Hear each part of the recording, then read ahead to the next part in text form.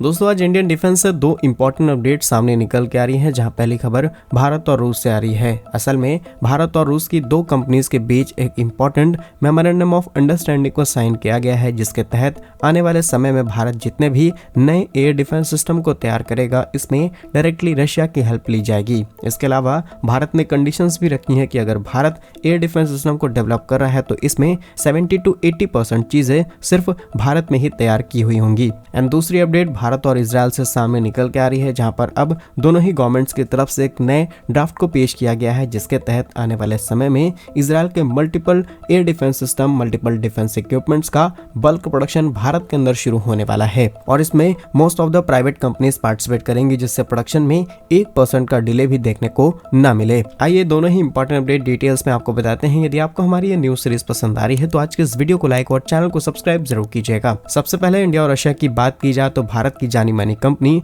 Bharat dynamics limited और रूस की रोबोरोनिक्स पोर्ट के बीच में एक नया मेमोरेंडम ऑफ अंडरस्टैंडिंग साइन किया गया है। इस एमओयू के तहत Pantsir air defence missile gun system के अलग अलग वेरिएंट्स को तैयार करने के लिए किया गया है। इसके अलावा इसी वेरिएंट्स के तहत बहुत सारे ऐसे छोटे लाइसेंस भी इशू किए जाएंगे, जिससे फ्यूचर में भारत जितने नए एयर डिफेंस सिस्टम तैयार करेगा उसमें मल्टीपल टेक्नोलॉजी हम रशिया से डायरेक्टली मंगा करके इस्तेमाल कर सकते हैं। मेन डेवलपमेंट की बात की जाए तो भारतीय सेना को मोबाइल और टॉप हाइट्स पर इस्तेमाल होने वाले कुछ ऐसी मशीनों की जरूरत है, या फिर कहें कुछ ऐसे एयर डिफेंस सिस्टम और मिसाइल गन सिस्टम की जरूरत है जिसका इस्तेमाल हम अलग अलग वेदर कंडीशंस में कर सकें। इसमें कई ऐसे डिफेंस सिस्टम की रिक्वायरमेंट पड़ सकती है जो कि ऑटोमेटिक भी होने चाहिए और इसी के लिए इस एमओयू को साइन किया गया है। साथ ही साथ भारतीय सेना को आधुनिक और automatic air defence gun missile system की काफी ज्यादा रिक्वायरमेंट है और इसके लिए रिक्वेस्ट भी की गई है डिफेंस मिनिस्ट्री से, सो दैट इसे जल्द से जल्द भारतीय सेनाओं में शामिल किया जा सके। साथ ही साथ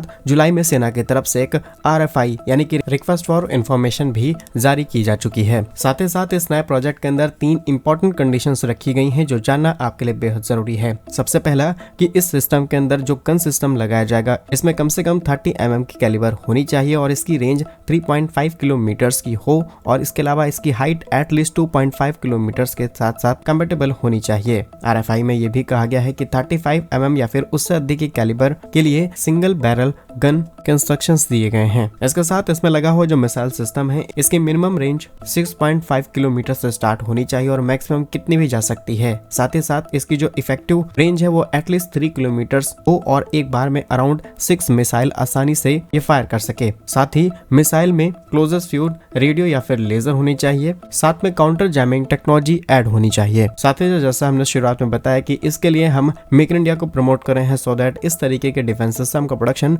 भारत के अंदर शुरू हो सके। अब देखते हैं आने वाले समय में किसी प्राइवेट कंपनी या फिर फॉरेन की कंपनी यहाँ पर पार्टिसिपेट करती है। इवन एक बड़ा ज्वाइंट वेंचर तो ऑलरेडी इस चीज के लिए तैयार है, लेकिन अगर कोई हमें सस्ते में इस चीज को ऑफर करेगा तो डेफिनेटली हम उस तरफ मूव कर सकते हैं। आपकी इस पर क्या राय है कमेंट्स में जरूर बताइएगा। नेक्स्ट इंपॉर्टेंट अपडेट की बात की जाए तो भारत और इजरायल के बीच अब एक नए ड्राफ्ट को लेकर के डिस्कशन शुरू हो चुका है कि जल्द से जल्द इजरायल का जो डिफेंस प्रोडक्शन है उसको बढ़ाया जाए और इसके लिए भारत इजरायल के लिए बेस्ट ऑप्शन बन चुका है, जहां पर भारत के पास आज मल्टीपल प्राइवेट कंपनीज हैं, PSUs हैं, इसके अलावा नए स्टार्टअप्स हैं जो इजरायल की इस सेक्टर में हेल्प कर सकते हैं। और अब ये डिस्कशन शुरू हो चुका है कि किस तरीके से इंपॉर्टेंट हथियार जिसमें गोला बारूद, छोटे हथियार, मशीन गन, हल्की मशीन गन और कई प्रकार के डिफेंस सिस्टम भारत में प्रोड्यूस किए जाएंगे। कुछ हाईलाइट हथियारों की बात की जाए तो मार्कोवा मेन बैटल टैंक पर बात शुरू हुई है, जो कि अपनी सुरक्षा के लिए इसे मदर टैंक के नाम से जाना जाता है। मार्कोवा मार्क 4 दुनिया के सबसे मजबूत टैंकों में से एक और भारत में इन टैंकों के पुर्जे बनाना या फिर